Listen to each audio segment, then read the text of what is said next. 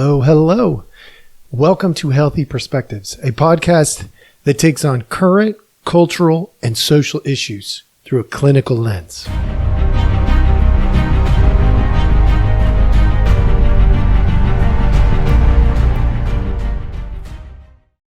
Hello, hello. All right. Welcome back. Thank you so much for joining us.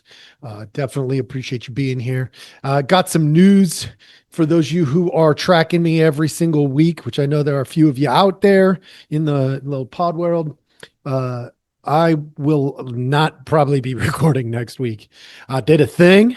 I teach people all the time that if you're going to live life, not just be in the world, but live life, you're going to end up with some battle wounds. And I was out playing some soccer and I got a battle wound, a pretty significant battle wound. I'm going to have surgery on my Achilles.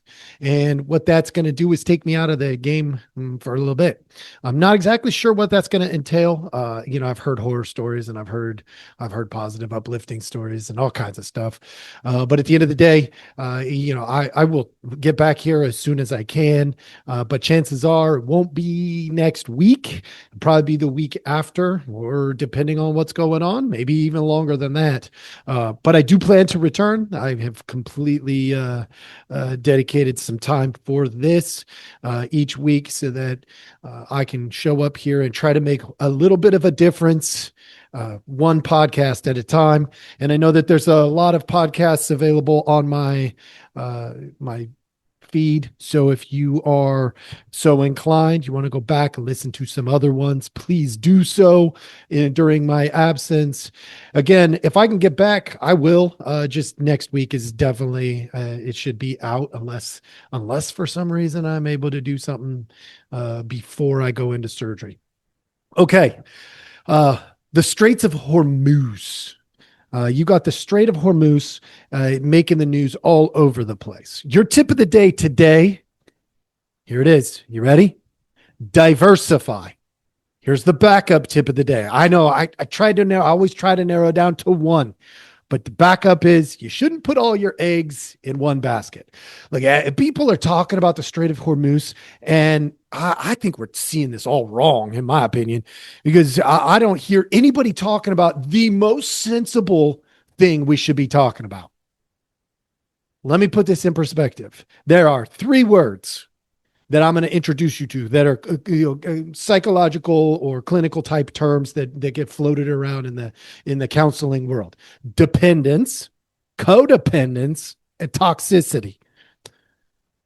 This will, I promise, stick with me. This will connect to the Strait of Hormuz. I promise. So stick with me, all right? What is dependence? Dependence is I have a need. I have a need. I am dependent. Okay. It's a reliance on another person for emotional regulation, for identity creation, for security, or for basic function. That would be dependence. So if a person is unable to, like myself, walk well, I am more dependent than at many other times in my life. I am dependent. I have to ask my wife to do things, my daughter. I ask friends. I'm getting rides places. It's my right leg, so I can't drive. Awkward. I am dependent and more dependent than normal. Dependence, this is an important key takeaway. We are all dependent at times. We're relational beings. If we could do it all ourselves, we would not need to be in relationships. But we are relational beings. Therefore, we will be dependent at different times. And it starts off right from birth. Every single one of you, all of you, were dependent at birth. You were dependent for food. You were dependent for your diaper change. No matter what your story is, whether you were adopted, whether your parents kept you, if your parents didn't love you, somehow, some way, your needs got met if you're still alive today. and you were dependent. The key question, though, is what or when is dependence healthy and when is it unhealthy? Okay. When is it healthy? When is it unhealthy? Let's go to codependence. Codependence is different because it's not I have a need. It's how do I say it? I have a need to be needed. Okay. Nuance, but it's super important. I have a need to be needed. In other words, I'm going to do whatever it takes to be needed in the relationship. And if you do whatever it takes to be needed, what we could actually do is cause each other massive problems because then we're needed. Codependence is filthy. It is relationally just disgusting.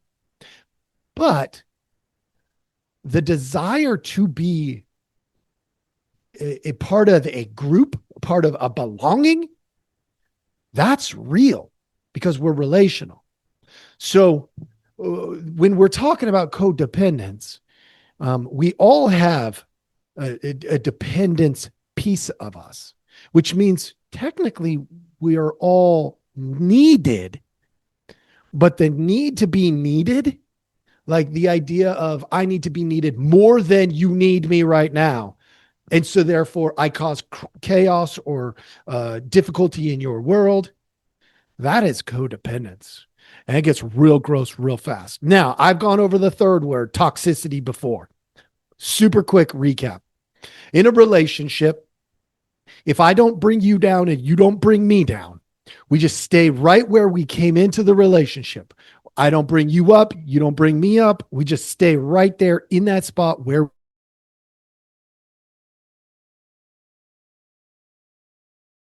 up and I stay where I'm at. Also not toxic. If I bring you up and you bring me up, not toxic.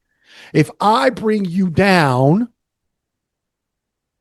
and you bring me up, we have toxicity.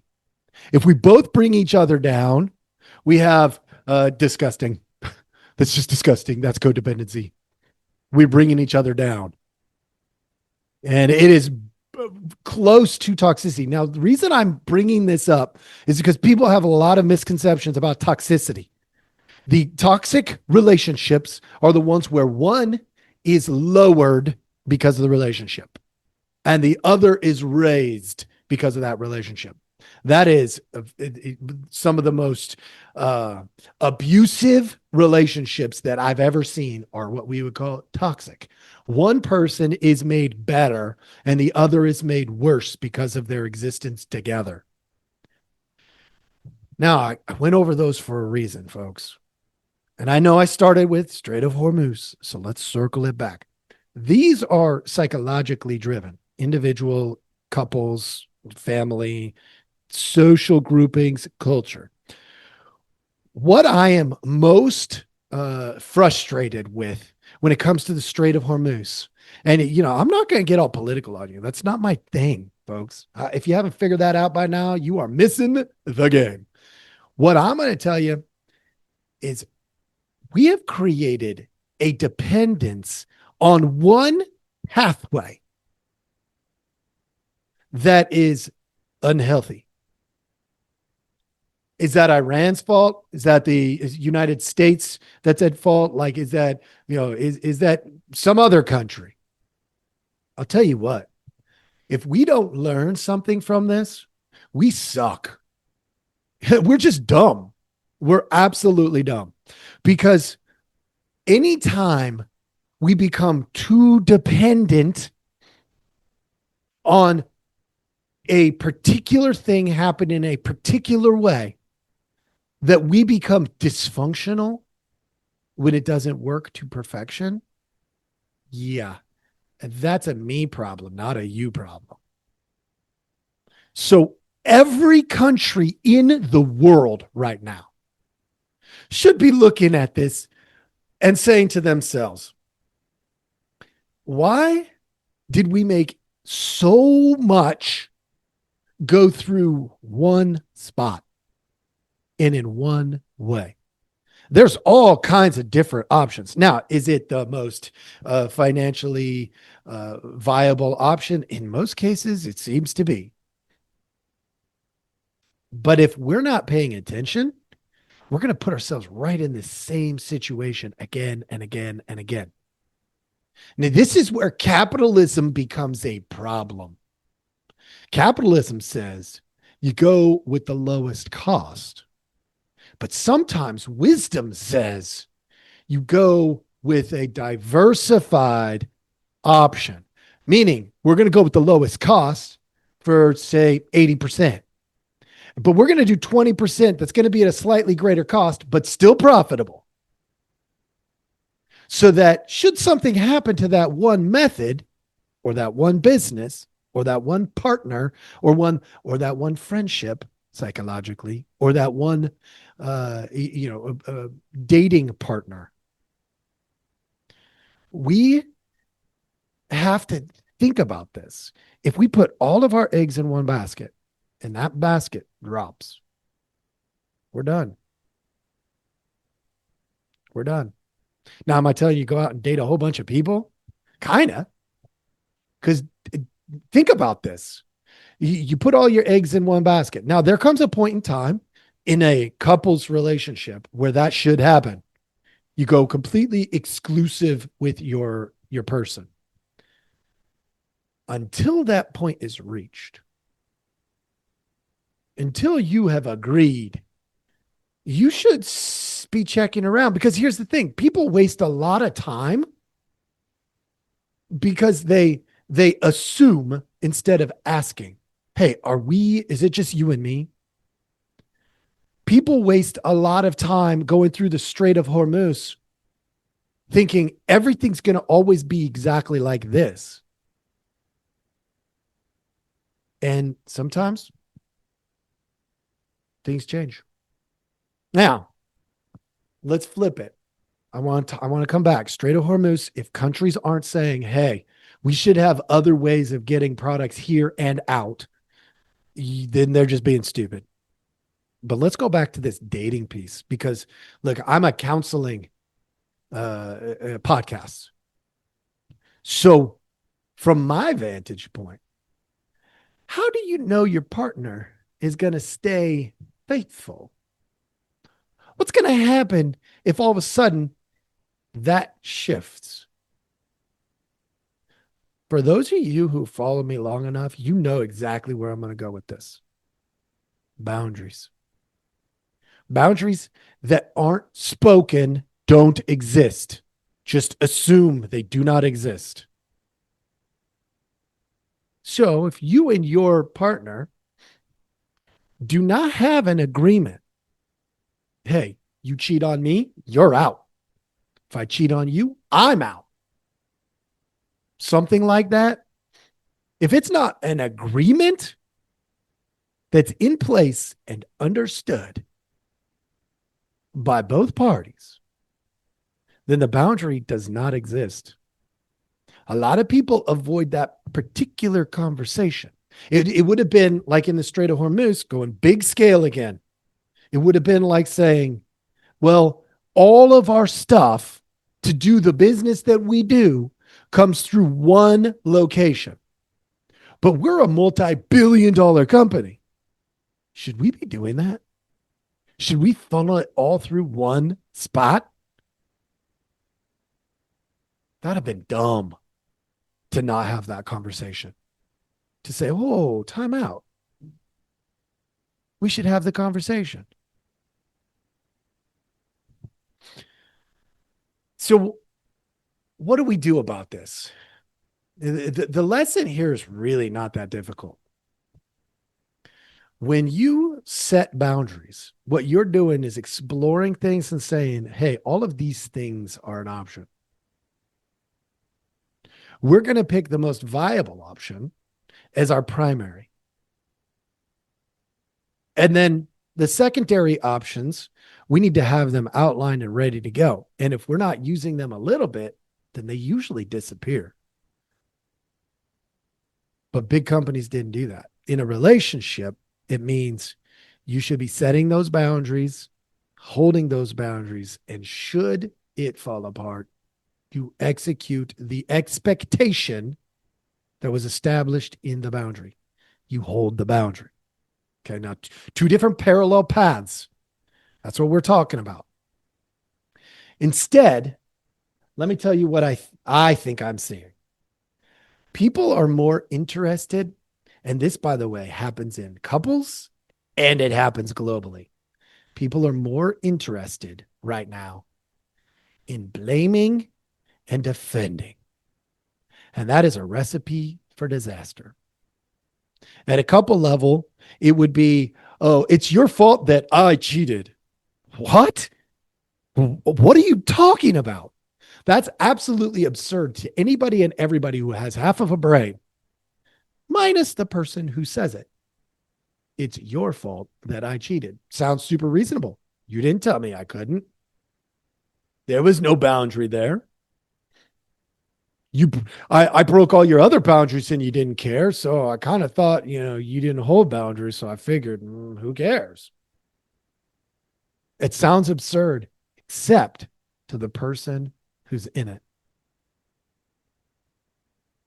Does that mean it's your fault for not setting boundaries? Partly. Should they have stepped out on you? No. But that doesn't make it any better. Then one doesn't justify the other. Oh, well, I shouldn't have had to set that boundary. Okay. How did that work out for you?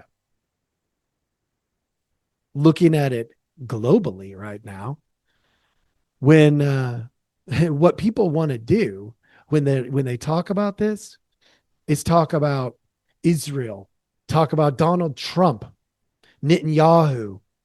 They want to talk about the US. They want to talk about fighting. They want to talk about all the things that make them seem right. Get over yourselves, people. You've never been that cool. America is probably one of the greatest countries ever. And we're not that cool. We are a product of our people. We always have been. We always will be. No different than any other government ever known in the world.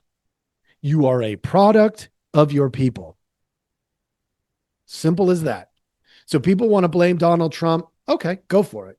I mean, he said some pretty reckless things over the last 15 years. Absolutely. And he's a product of the people. How do I know that? I did a podcast probably 2 years ago, 3 years ago at this point, a while back, a long while back. I did a podcast that this cannot be the cream of the crop. We're given two options to vote. Two.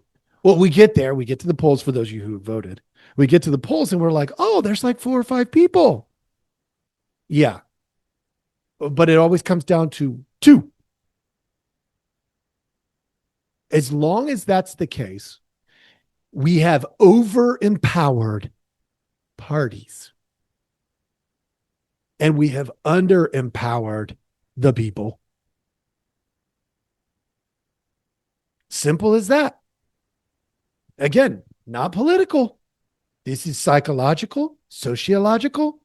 Anytime you put too many eggs in one basket, you are risking this kind of crap where we percolate the best we have with Donald Trump and Joe Biden. The best we have then is Donald Trump and Kamala Harris. Are you flipping kidding me? I could probably find 10 people in my own community that would be better at it than them, but they won't run. They won't. They won't do it. They would do better, but they won't do it. And there's lots of reasons why. We could talk about all the dysfunction for sure. But right now, folks, we have got to learn from our mistakes. I gave you two parallel paths today. I talked about the psychological aspect of boundaries, dependence, codependence, toxicity.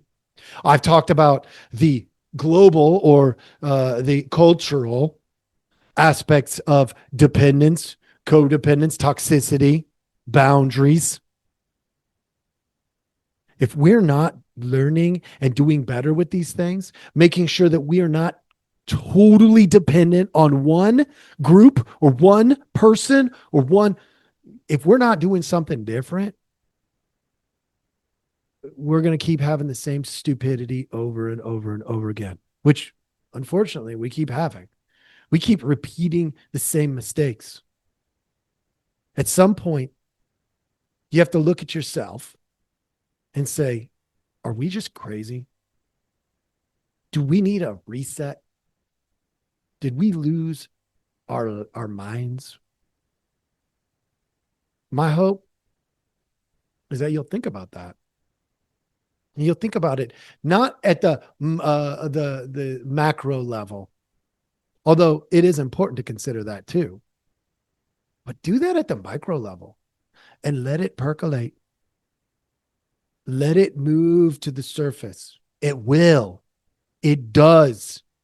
All change starts with the individual. All change starts with the individual. Individuals are extremely important. If you want this to be different, you make the shift. And if you're looking for somebody else to come in and be your savior, I mean, you could do that, but that puts you in the victim role. Sucks for you. Not interested. I am not interested in that whatsoever. I hope this helps you ponder, think, and have discussion. I don't claim to always know the answers for everything. I don't know what to do with the Strait of Hormuz, to be honest. What I do know is that we put too many eggs in that basket globally. Because if that can affect our oil prices here in the United States, when we have so many other oil reserves and resources, not just globally, but here in our own country, yeah, we screwed that up. And you can blame an administration or you could, whatever. Get over that too. The blaming and defending, Open your eyes. See what you can do different. Make the change. I hope this helps. Thank you so much for joining us. I'll see you in a bit.